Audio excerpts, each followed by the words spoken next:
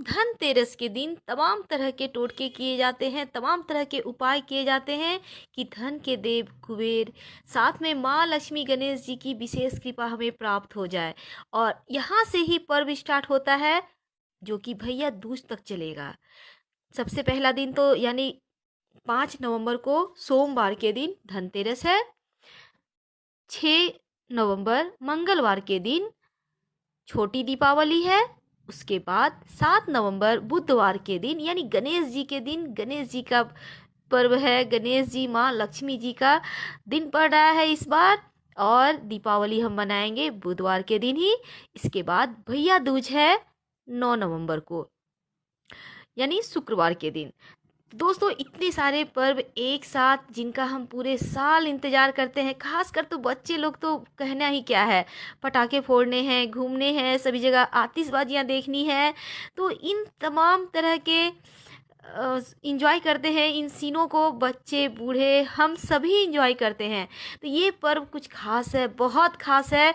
और इस दिन को और ख़ास बनाने के लिए, पूरे साल को आप बेहतर बनाने के लिए, सुख समृद्धि घर में आने के लिए बहुत तरह के उपाय करते होंगे, पर हम आज आपको बतलाएंगे एक खास उपाय, जिसे करने के बाद हो सकता है कि आपको लाइफ में कभी भी बुरे दिन ना देखना पड़े, धन की परेशानियां आपको ना हो। दोस्तों, 13 दियों का उपाय हम बतलाएंगे। 13 दिए आपको क्या करना है, उसमें आप घी भरिए, सरसों तेल नहीं डालना है। 13 दिए में घी डालिएगा। और ये चूंकि माँ लक्ष्मी को समर्पित होगा धनतेरस के दिन, आप ज़्यादा नहीं, आप फूल मत कीजिएगा, थोड़ा थोड़ा ही डालिए, लेकिन डालिए। और इसको आप आपके घर में या फिर आपके घर में अगर कोई महारानी पूजा होती है, यानी आपके कुल देवताओं की पूजा होती है, तो बहुत घर में 13 दिए जलते हैं, बहुत घर में 14, बहुत घर में 5 दिए जलते हैं, कहीं 7 दिए जलते हैं। तो आपके घर में जितने दिए जलते हैं आप उतने ही दिए से कीजिएगा प्लीज़। और जैसे जलते हैं वैसे ही कीजिएगा। घी से जलते हैं तो घी से, सरसों तेल से या फिर तिल के तेल से, जैसे जलते हैं आप वैसे ही कीजिए। नया नियम मत स्टार्ट कीजिएगा। और हम आपको बतला दें कि जो 13 दिए का नियम है, ये आप वैसे अगर घी नहीं है अवेलेबल तो आप सरसों तेल से भी जला सकते हैं, क्योंकि भगवान भाव के भूखे हैं। यहाँ पर ज़्यादा तामझाम करने की आवश्यकता नहीं है। वैसे भी आपने देखा होगा, सिंपल घर में सिंपल ढंग से पूजा होता है, हाई फाई घर में हाई फाई ढंग से। इसलिए वो पूजा पाठ का कोई लिमिट नहीं है, अंत नहीं है, और सामग्री का भी लिमिट नहीं है, अंत नहीं है। इसलिए आप उतने में मत जाइए, आप तिल से पूजा कीजिए। आप जैसे हमने बतलाया है कि 13 दिए आपको लेनी है और उनमें तेल ही भर दीजिए, कोई दिक्कत नहीं है। सरसों का तेल भरिए, एक एक लौंग सभी दिए में डाल दें और फिर उन्हें जलाकर आप अपने जहाँ आप पूजा करते हैं वहाँ पे पुष्प अक्षत कुमकुम से उस दिए की पूजन करें। इसके बाद एक दिया अपने भगवान के पास रख दें मंदिर में, एक दिया तुलसी जी के नीचे रखें, एक दिया छत पे रखें, 2 दिए अपने मुख्य द्वार के दोनों साइड रखें। उसके बाद अपने सभी रूम में रख दें, अपने हॉल में रखें, किचन में रखें। अगर आपके घर में सिलवट है जिसमें हम मसाला पीसते हैं, अगर वो है तो वहाँ पे एक ज़रूर रखें। पानी का कोई स्रोत है जैसे हैंडपम्प वगैरह या टंकी है आपकी छत पे, एक दिया वहाँ रखें। इसके बाद आपको एक दिया जैसे हमने कहा मंदिर में रखना है, और एक दिया किसी पड़ोस के जो गरीब हैं उनके घर के पास रख दें। एक दिया पितर देव के नाम का आप दक्षिण की तरफ मुंह करके रख दें। इस तरह से आपके 13 दिए यूज हो जाएंगे मेरे ख्याल से, क्योंकि वो उतने से हो ही जाएंगे। अगर बच जाते हैं तो फिर आप अपने मुख्य द्वार पे सजा दीजिए। और फिर ये जो दिए हैं ये आपको धन लाभ कराने के लिए काफ़ी हैं, क्योंकि धनतेरस के दिन तेरस मीन्स 13 और 13 दिए। अब आप समझिए कि इसका क्या प्रयोग होगा, इसका क्या आपको रिजल्ट मिलेगा।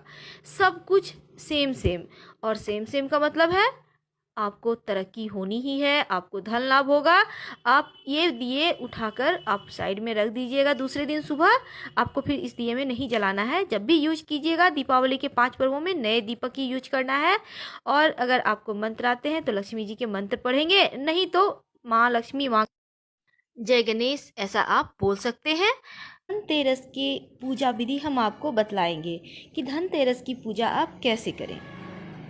सबसे पहले तो आपको एक कुबेर भगवान की तस्वीर और एक धन्वंतरी जी की तस्वीर, छोटी छोटी तस्वीर ही ले लीजिएगा, लेकिन लेना है।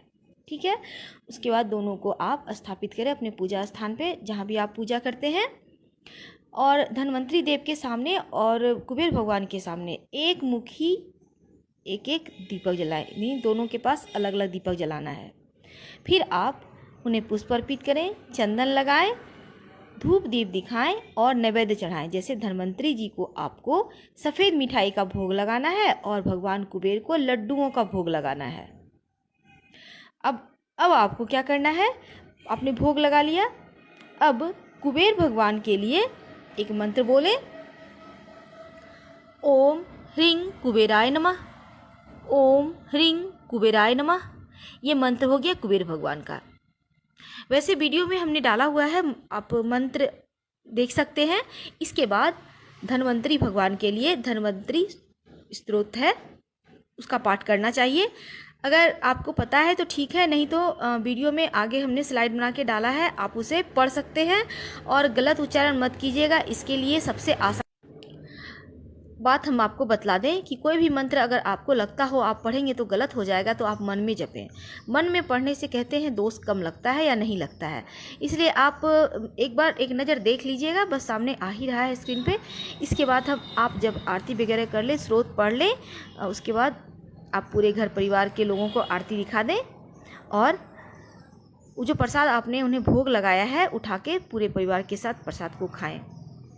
इसके साथ ही दोस्तों एक और काम करना है, आपको रात में करीब 12 बजे के बाद, धनतेरस वाली रात, दक्षिण दिशा की तरफ मुंह करके एक दीपक आपको जलाना है, तेल का दीपक। ये आपके पितरों के लिए दीपक है। इसको जलाने से क्या होगा कि बुरी शक्तियों से आप बचे रहेंगे, नकारात्मक ऊर्जा से बचे रहेंगे। कोई भी चोट चपेट, नज़र दोष, तांत्रिक टोने टोटके वगैरह आप पर काम नहीं करेंगे। पितरदेव हमेशा आपकी रक्षा करेंगे। दोस्तों ये सामने जो स्क्रीन पे जा रहा है धन्वंतरी स्तोत्रम है। अगर आपको पढ़ना आता है या शुद्ध पढ़ सकते हैं तो पढ़िए, वरना यूट्यूब पे तो आजकल ऑडियो भी उपलब्ध है, आप सुन सकते हैं, वो आपकी इच्छा पे है। वरना आप जय धन्वंतरी देव की जय भी बोल के काम चल जाएगा। तो दोस्तों ये हमने जो बतलाया आपको, रात में 12 बजे के बाद वो करना है दीपक वाला काम। आप करके देखिए, पूरे साल आपके घर में धन बरसेगा। इस दीपावली से अगले दीपावली तक आप सुखमय ज़िंदगी व्यतीत करेंगे। वैसे तो सुख दुख हमारे ग्रहों की चाल होती है, हमारे कर्म होते हैं, हमारे पिछले जन्म के जो भी कहिए पुण्य पाप होते हैं। धन्यवाद दोस्तों, हम फिर मिलेंगे।